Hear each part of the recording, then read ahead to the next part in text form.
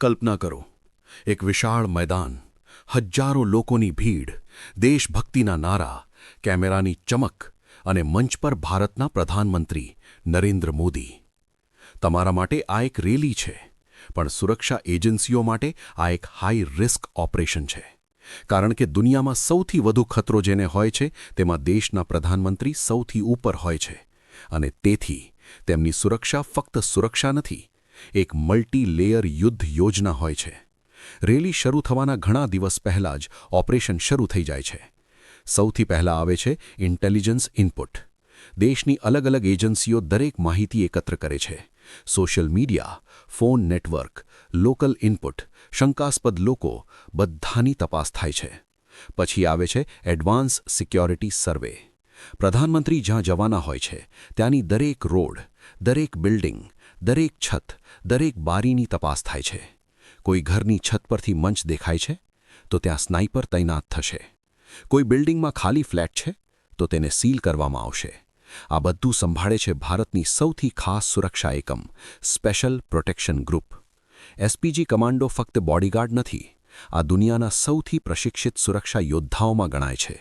તેમની ટ્રેનિંગમાં શામેલ હોય છે રિફ્લેક્સ શૂટિંગ, ભીડમાં યુદ્ધ, વિસ્ફોટથી બચાવ અને માનવ ઢાલ બનવું. હા, માનવ ઢાલ. કારણ કે જ્યારે હુમલો થાય છે ત્યારે તેમની પાસે વિચારવાનો સમય નથી, ફક્ત પ્રતિક્રિયાનો સમય હોય છે. હવે કલ્પના કરો, રેલી ચાલી રહી છે, પ્રધાનમંત્રી ભાષણ આપી રહ્યા છે, ભીડ ઉત્સાહિત છે અને અચાનક કમાન્ડ સેન્ટરની સ્ક્રીન પર એક શંકાસ્પદ હરકત દેખાય છે. કદાચ કોઈ શંકાસ્પદ વ્યક્તિ ઝડપથી આગળ વધી રહ્યો છે, કદાચ કોઈ છત પર અચાનક હલચલ થઈ છે, અથવા કોઈ સેન્સરે ખતરો બતાવ્યો છે.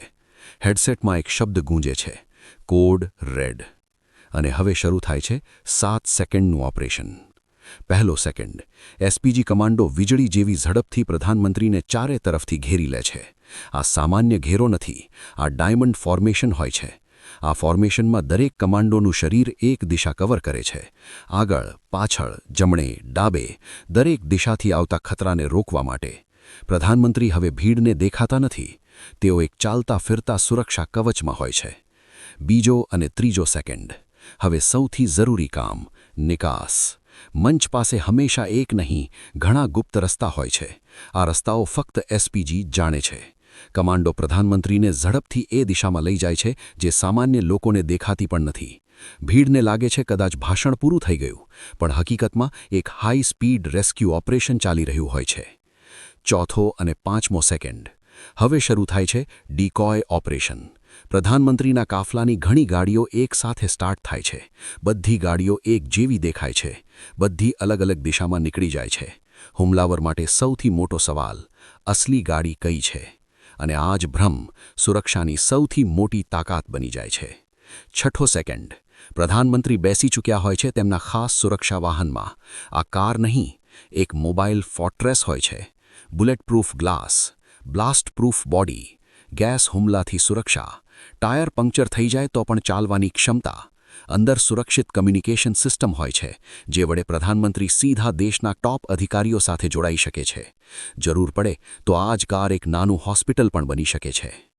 સાતમો સેકન્ડ. પ્રધાનમંત્રી ખતરાના વિસ્તારમાંથી બહાર નીકળી ચૂક્યા હોય છે, પણ ઓપરેશન હજી પૂરું નથી થયું. પૂરા વિસ્તારને તરત જ લોકડાઉન કરી દેવામાં આવે છે.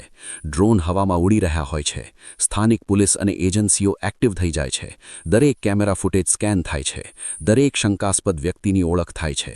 કારણ કે મિશન ફક્ત બચાવવાનું નથી, ખતરાને ખત્મ કરવાનો પણ છે. પ્રધાનમંત્રીની સુરક્ષા એક વ્યક્તિ નથી, એક સંપૂર્ણ સિસ્ટમ છે. ઇન્ટેલિજન્સ એજન્સીઓ, એડવાન્સ સિક્યોરિટી સર્વે, એસપીજી કમાન્ડો, બુલેટપ્રૂફ વાહન, એર બેકઅપ. અર્થાત હુમલો ફક્ત એક માણસ પર નહીં, પૂરા સિસ્ટમ પર કરવો પડશે. અને એ જ કારણ છે કે દુનિયામાં પ્રધાનમંત્રીની સુરક્ષાને સૌથી મજબૂત સુરક્ષા સિસ્ટમોમાં ગણવામાં આવે છે. અમે મંચ પર ફક્ત એક નેતાને જોઈએ છીએ, પણ તેમની આસપાસ ઊભી હોય છે એક અદૃશ્ય સેના.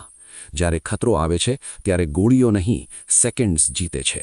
અને સેકન્ડ્સનું નામ છે એસપીજી.